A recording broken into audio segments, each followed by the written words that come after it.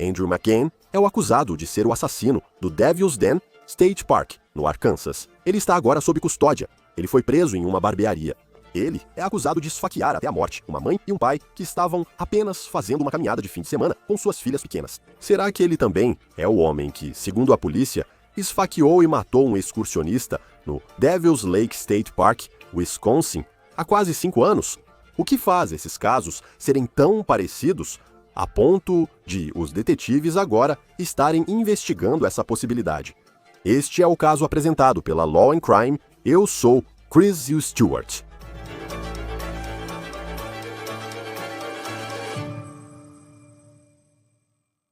Andrew McGann poderia ter atacado anos antes de, supostamente, matar uma mãe e um pai que estavam fazendo trilha com suas filhas pequenas no Devil's Den State Park, no Arkansas.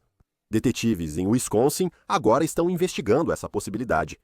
Falei hoje cedo com um detetive do condado de Sauk, Wisconsin, sobre o assassinato não resolvido de John Schmutzer.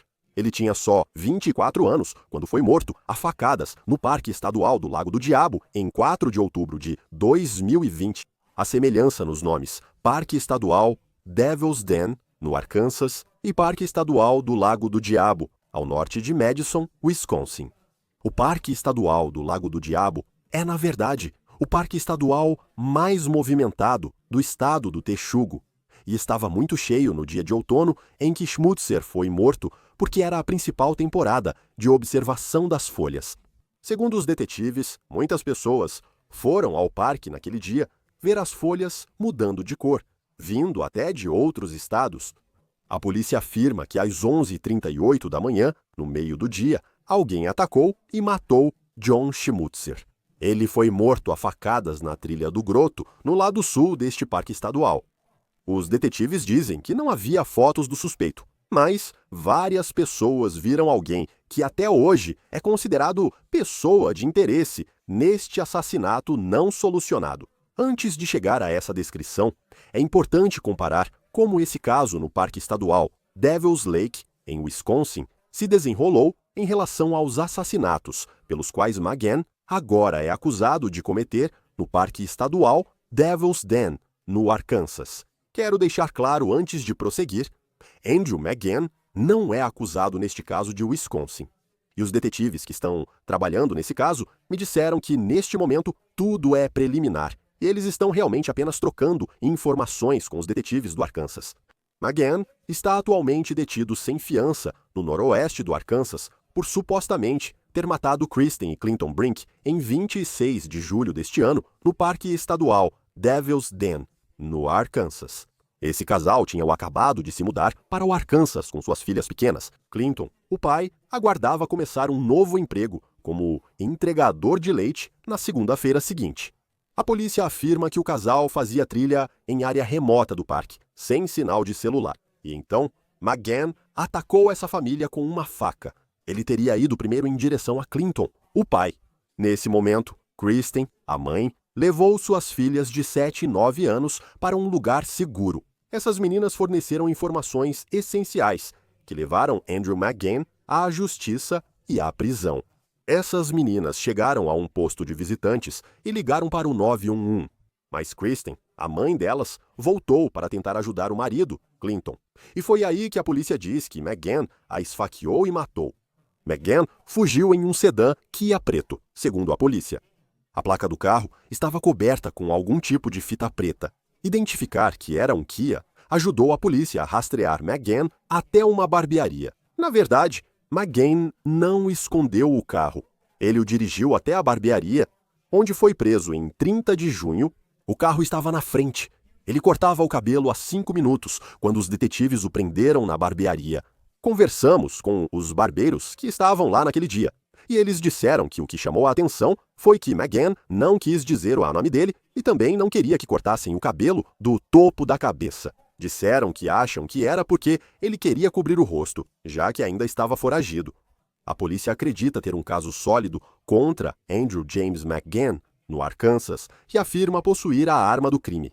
Eles têm DNA ligando-o aos assassinatos e dizem que ele também confessou, de certa forma, sob custódia. Não está claro exatamente o que ele disse, Nós solicitamos o vídeo do interrogatório. Quando esse caso for resolvido, talvez possamos ver isso. McGann ainda não apresentou uma defesa e está sendo representado por um defensor público. Enquanto estava foragido, a polícia divulgou esta foto, supostamente de McGann com roupas escuras no dia dos assassinatos da Brinks. Dizem que uma testemunha tirou essa foto de McGann por trás. Na época, a polícia descreveu a pessoa de interesse como um homem branco de porte médio, usando óculos escuros, luvas sem dedos e roupas escuras além daquela mochila. Testemunhas também dizem que viram ele supostamente sair do parque com sangue no rosto. Você compara essa descrição com a que as autoridades de Wisconsin divulgaram ao público enquanto investigam o assassinato de John Schmutzer no Parque Estadual Devil's Lake. Esse assassinato ocorreu em 2020. O detetive com quem falei disse que as testemunhas chamam a pessoa de interesse de o corredor. E o corredor ainda é a pessoa de interesse neste assassinato, até hoje. Eles não têm foto do corredor, mas ele é descrito como homem branco, 1,78 metros, roupas escuras, e visto correndo pelo parque na época do assassinato de Schmutzer, em outubro de 2020. Detetives afirmam não ter a arma do crime neste caso. Estamos buscando informações sobre o histórico de André James McGann e como ele chegou ao Arkansas. Wisconsin pode coincidir com onde ele estava em 2020. McGann é professor de escola pública, o que já é preocupante. Ele começaria a dar aulas em uma escola pública de Springdale, Arkansas, na semana seguinte à sua prisão. Descobrimos que McGann trabalhou em pelo menos 5 distritos escolares em Arkansas, Texas e Oklahoma apenas nos últimos 3 anos, desde 2022. Antes disso, sabemos que McGann cresceu nos subúrbios do sudoeste de Chicago. E nós conversamos recentemente com um dos amigos de infância dele, que disse que McGann teve uma criação bastante normal. Ele jogava beisebol na Little League, onde o pai era treinador. A mãe dele era de Oklahoma, por isso o amigo achava que ele foi para o oeste. Ao perguntar o que mais o chamava a atenção em Andrew McGann, o acusado de assassinato, ele afirmou que sua raiva era um grande problema e deixava os outros desconfortáveis. Ele também disse que, em algum momento depois do ensino médio, McGann cortou contato com muitas pessoas com quem falava, bloqueando-as nas redes sociais realmente do nada. Pelo que eu sei, as pessoas que trabalhavam bem próximas a ele, meio que todos perderam contato com ele. Tipo, eu não sei o que aconteceu, sinceramente, mas eles disseram, sabe, ele acabou me bloqueando ou algo assim, e foi isso que eu ouvi, então. Agora não está claro o que aconteceu na vida de McGann para ele cortar contato com tantas pessoas com quem cresceu e, pelo que nos disseram, era uma comunidade bem unida, e para ele se mudar do meio oeste. Os subúrbios de Chicago ficam perto de Wisconsin, e o Parque Estadual Devil's Lake é destino de moradores da região para ver as folhas mudando e curtir a natureza no outono.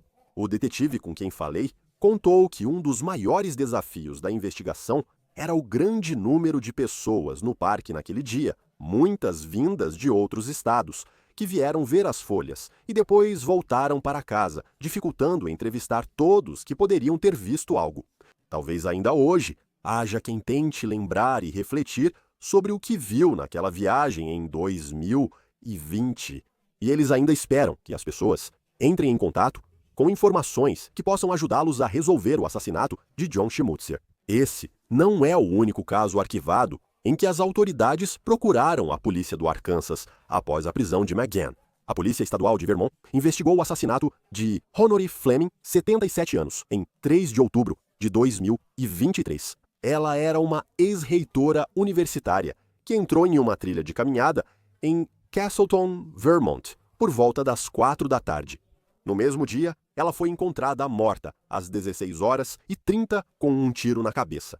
Este é o retrato falado que a Polícia Estadual de Vermont divulgou há quase 2 anos. Eles também divulgaram uma descrição feita por testemunhas e disseram que a pessoa de interesse nesse assassinato foi descrita como um homem de cerca de 1,80 m, com cabelo ruivo curto, vestindo uma camiseta cinza escura e carregando uma mochila preta.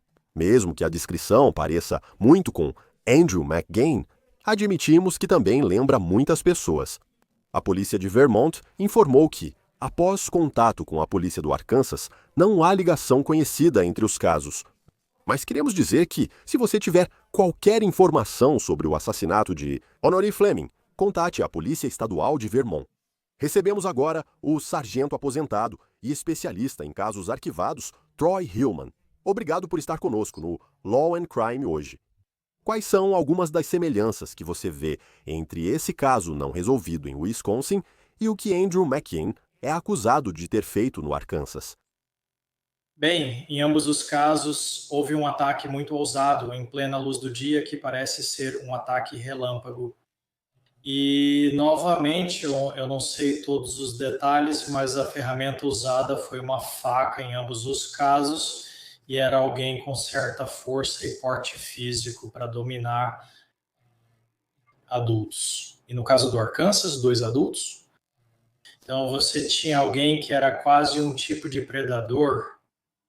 Ao falar com os detetives hoje, cedo em Sauk County, Wisconsin, eles disseram que isso ainda é preliminar. Trocamos anotações, fazemos ligações e conversamos com detetives no Arkansas. Participe dessas conversas normalmente num departamento de polícia a casos não resolvidos, como Andrew McGain. Veja alguns detalhes relatados sobre as acusações contra ele no Arkansas. Como é a conversa ao fazer perguntas para descobrir se há ligação com o caso não resolvido? Sim, eles definitivamente estão certos em serem cautelosos, porque você não quer sair rotulando algo assim antes de saber. Mas eu diria que eles estão fazendo perguntas sobre o cronograma dele, sobre onde ele estava. Ele poderia ter estado na área, talvez analisando dados do celular, esse tipo de coisa, só para colocá-lo lá e tentar descobrir onde ele esteve, para onde ele viajou. E provavelmente, em ambos os casos, era alguém ou um lugar com o qual ele já tinha familiaridade e se sentia à vontade para agir assim. Sim, e ele era dos subúrbios do sudoeste de Chicago. Se formou no ensino médio por volta de 2015. Mas você sabe, isso é só algumas horas de carro até o Devil's Lake State Park, em Wisconsin. O que chama a sua atenção como alguém que investigou não só crimes, mas casos arquivados, quando você olha para Andrew James McGain e do que ele é acusado no Arkansas? Bem, eu acho que você olha para isso. Se você vai sair e cometer um assassinato, normalmente a maneira de fazer isso, normalmente, com estranhos, seria usar uma arma de fogo, porque não envolve chegar tão perto da pessoa. Normalmente, em um ataque com faca, em qualquer tipo de luta, você acaba se machucando. Geralmente, o criminoso deixa seu próprio sangue, por isso não é a melhor escolha para cometer um assassinato. Então, na cabeça dele, talvez houvesse alguma ligação com, sabe, o nome do diabo. Não sei o quão religioso isso é, mas deve haver muitas informações analisando as redes sociais e o histórico dele, conversando com amigos e família, para montar um quadro completo de quem ele é e como se desenvolveu ao longo do tempo. E se ele realmente cometeu o assassinato não resolvido em Wisconsin, então provavelmente estava ficando um pouco mais ousado à medida que seguia seu caminho. E o que um perfilador uma vez descreveu para mim como a hélice, basicamente seguindo esse caminho, ficando cada vez mais ousado e atacando à vontade vários adultos. Outro caso não resolvido, segundo a Polícia Estadual de Vermont, não tem ligação conhecida. Mas nesse caso, Honoré Fleming levou um tiro na cabeça. No caso de John Schmutzer, de Wisconsin, foi um esfaqueamento. Houve um esfaqueamento no Arkansas. Ao investigar casos arquivados e possíveis ligações com outros crimes, com que frequência a causa da morte é parecida nesses casos? Autores podem mudar seu comportamento e você nunca deve se prender a um só ou descartar alguém por pensar tem que ser assim, é assim que ele gosta de fazer. Ele gosta de esfaquear e vai ser assim toda vez porque eles podem mudar e já mudaram antes, mas definitivamente um autor geralmente mantém o que lhe é confortável. E talvez ele tenha tido algum treinamento com faca ou algo assim. Aquela faca significava algo para ele. Provavelmente ele teria usado a mesma faca. Estou apenas supondo. E são esse tipo de coisas em que você acaba focando, mas novamente é essencial manter a mente aberta. O que volto a dizer aqui é que o DNA não mente, provavelmente é a melhor ferramenta que temos, por assim dizer.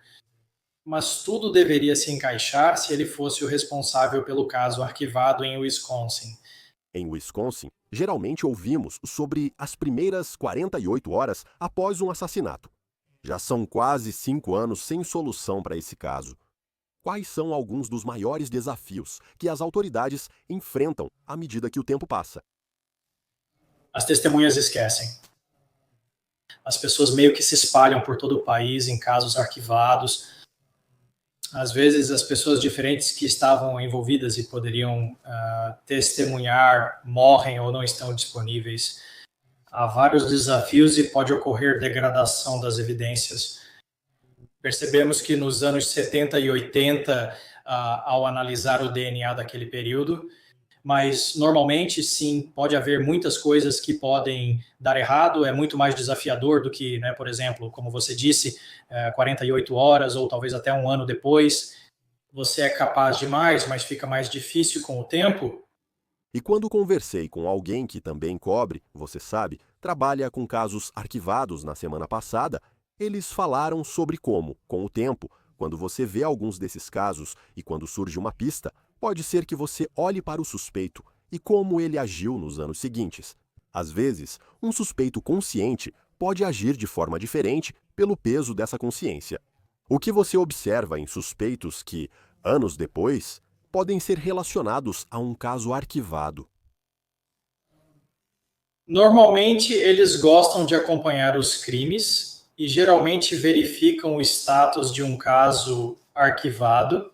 Então, isso normalmente fica, de novo, meio que enterrado no histórico deles, talvez até mesmo nas pesquisas e buscas no Google deles. Eles vão querer saber exatamente, como eu disse, acompanhar de perto as investigações e onde elas estão. Então, para mim, isso seria algo que precisa ser analisado. Acredito que, como investigador, especialmente ao cobrir um caso de grande repercussão, ou como o ocorrido no condado de Sauk, Wisconsin. É um local onde as pessoas observam as folhas mudando, muito tranquilo, um parque estadual. E você tem esse crime, que parece ter sido cometido contra alguém que a vítima nunca conheceu antes, ou é um caso semelhante no Arkansas. Com o passar do tempo, e alguns desses casos ficando sem solução, como é a pressão para quem está dentro da delegacia e nas salas onde vocês analisam as evidências e tentam descobrir o que realmente aconteceu, sabe? Acho que depois das primeiras 48 horas... Acho que há muita frustração nesse sentido, porque existe essa pressão, mas você quer ter certeza de que está fazendo tudo certo e garantir que tudo esteja alinhado, porque a última coisa que você quer é prender alguém e depois ver isso ser contestado e a pessoa ser solta ou absolvida mais tarde. Então você quer agir com calma, quer ser metódico, quer ter tudo organizado, por assim dizer. Mas sim, existe essa pressão do público, tipo, estamos seguros? Você tem um parque relativamente seguro e sabe que queremos garantir que podemos nos divertir lá com segurança. Então, sim, há muita pressão e eu sinto pena de muitos investigadores porque eles são humanos e isso geralmente nunca é levado em consideração. Eles estão tentando fazer o melhor. Eles têm medo por suas famílias, assim como eu tinha. E você sabe, eles estão trabalhando duro para tentar acertar. Mas às vezes simplesmente não há nada ali ou em que se basear. Porque eu também penso em apenas os desafios de onde esses crimes aconteceram. E muitas vezes nós subestimamos isso. Eu sinto que no público, quero dizer, eles conseguiram resolver esse caso no Arkansas em 7 dias. Duplo homicídio, essa pessoa fugiu em alta velocidade e eles investigavam numa área sem sinal de celular. Eles disseram que foi um desafio, mas superaram. Quais são alguns dos desafios que você vê quando um crime como esse acontece em um parque estadual e você não tem a arma do crime e a pessoa consegue fugir? Primeiramente foi aleatório, foi um ataque aleatório. Para mim é mais difícil porque geralmente você analisa as vítimas na chamada victimologia para entender por que alguém teria motivo contra outra pessoa. onde estaria o motivo? Mas isso foi aleatório, não? Então ficou mais difícil. A falta de câmeras de vigilância, você não sabe quem está entrando ou saindo do parque. É fácil se esconder. Quem se mistura como caminhante não chama a atenção. Embora eu ache que esse indivíduo, houve testemunhas que disseram que ele tinha rasgos nas roupas, parecia desleixado, estava com pressa e talvez estivesse usando um moletom com capuz, algo assim. Então, certamente é difícil lá fora, sem vigilância. Novamente, né, em plena luz do dia, né, o que é impressionante, né, e saber que alguém teria coragem suficiente para fazer isso. Bem, e eu acho que você mencionou a descrição do suspeito em Wisconsin. Era um homem branco de 1,80 metros vestindo roupas escuras. E isso confere. Quero dizer, é muito parecido com a descrição que acabou se tornando, segundo a polícia, Andrew James McGain. Você também poderia descrever como uma pessoa de 1,80 metros pele branca e roupas pretas. E, você sabe, isso poderia ser muita gente. Quando você é um investigador e está tentando divulgar informações para o público, quero dizer, o que entra na decisão de divulgar ou não um retrato falado? Você vai divulgar fotos, sabe, no Arkansas. Eles mantiveram tudo muito em sigilo por um tempo, até que realmente houve uma prisão. O que entra na decisão de determinar, quando você está tentando trazer o público para o seu lado, quanta informação eles precisam saber enquanto a investigação está em andamento. Bem, acho que os investigadores normalmente pecam pelo excesso de cautela. Eles querem manter as coisas em segredo caso o assassino confesse, porque quando o interrogarem, querem alinhar as informações. Então, para mim, isso é importante. Mas em algum momento, durante a investigação, você disse, ei, divulgar isso poderia, esse esboço de, digamos, uma faca ou uma roupa modificada, no nosso caso, usamos um macacão modificado na época que o assassino usou, isso ajudaria? E no final das contas ajudou, começaram a chegar ligações.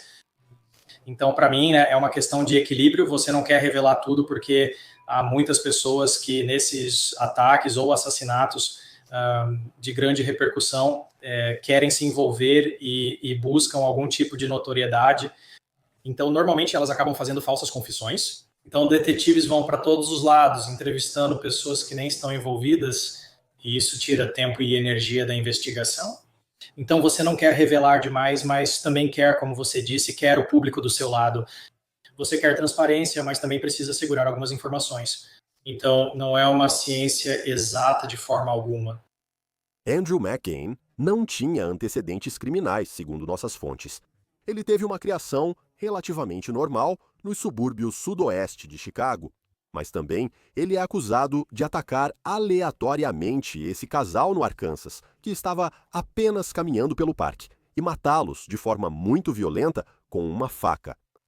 Quão comum é ver um crime como esse com Andrew McGain e, potencialmente, e nós não sabemos neste momento, mas que ele poderia ter agido novamente em outro momento. Para mim, onde há, tem que haver, ocultos ou não, e eu não li o arquivo do caso. Mas para mim faltam mais informações sobre ele. Algo precisa existir. E, embora eu não seja psicólogo, já trabalhei com muitos psicólogos forenses e perfiladores. Tem que haver algo no passado dele que basicamente criou esse desvio, porque simplesmente não acontece, você normalmente não surta de um dia para o outro e diz, vou atacar alguém com uma faca, ou um casal com crianças. Isso está muito além do normal. Então, para mim, há coisas que talvez estejam faltando no passado dele e que ainda não foram descobertas. Novamente, não sou psicólogo forense, não posso dizer mais, mas esse é meu raciocínio sobre isso. Então, para você, Troy, quero dizer, você construiu sua carreira. Digo, você ajudou a resolver esses casos arquivados. O que é nesses tipos de crimes que te apaixona? Para mim, esses casos são sem menosprezar o homicídio comum, que também é muito importante. E se os investigadores de homicídios comuns, eu chamo de comuns, não fizerem seu trabalho desde o início, então os investigadores de casos arquivados nunca conseguirão fazer o deles. Mas eu achei as investigações de casos arquivados muito, muito desafiadoras. Muito. Houve altos e baixos. mas o momento de bater na porta e contar para uma mãe que esperou 25, 30 anos por alguma justiça ou respostas que encontramos o culpado, ver a expressão dela, isso para mim era a parte mais gratificante da minha carreira, né? Só de poder fazer isso. Todo mundo meio que já tinha perdido a esperança, mas a gente continuou e nunca desistiu. E essa é meio que a minha mensagem daqui para frente. Não podemos desistir dessas vítimas e de suas famílias. E isso tem dois lados, porque ainda existem suspeitos por aí, andando livremente, que já escaparam uma ou duas vezes, ou sei lá quantas vezes, e eles estão aproveitando as diferenças entre as jurisdições. Então isso é importante. Como eu disse, é importante tornar a comunidade segura e dar um desfecho às famílias. Sim, e eu acho que, mesmo nesse caso, em Wisconsin, sabe, John Schmutzer tinha 24 anos, e todos os dias, já faz quase 5 anos, quero dizer, você só pensa na dor que essa família tem passado, esperando por algum tipo de desfecho ou alguma resposta. Troy, eu sei que você vai lançar um livro. O que as pessoas precisam saber sobre ele? Este livro é escrito a partir da minha perspectiva com a minha equipe e como nós a montamos. 2 assassinatos hediondos no Arizona em 92 e 93, decapitações, um serial killer disfarçando as vítimas. E os anos se passaram e, Mike, nós montamos essa equipe de elite e conseguimos embarcar em uma jornada de 3 anos e meio para rastrear esse cara que supostamente estava morto e basicamente prendê-lo. E ele está no corredor da morte no Arizona. Ele se escondia atrás de uma máscara e, no mundo do cosplay, era conhecido como caçador de zumbis. Meu livro, Perseguindo o Caçador de Zumbis, está pronto e será lançado em 7 de outubro deste ano. Estou realmente ansioso por isso. Parece ser uma leitura muito importante. Troy Hillman, especialista em casos arquivados e sargento aposentado. Obrigado por analisar essa história no Law and Crime. Ótimo falar com você. Obrigado, eu agradeço. Antes de irmos, quero colocar a foto de John Schmutzer de volta na tela, porque a família dele ainda espera por justiça. O assassinato dele segue sem solução. Se souber algo sobre o ocorrido com John Schmutzer no Devil's Lake State Park, condado de Sauk, Wisconsin, em 14 de outubro de 2020, contate o departamento do xerife de Sauk. Quanto a Andrew McGain, ele deve comparecer ao tribunal novamente em Arkansas nesta quinta-feira. Isso é tudo do On the Case, da Law and Crime. Inscreva-se no nosso canal no YouTube e Spotify. Sou Chris Stewart. Até a próxima.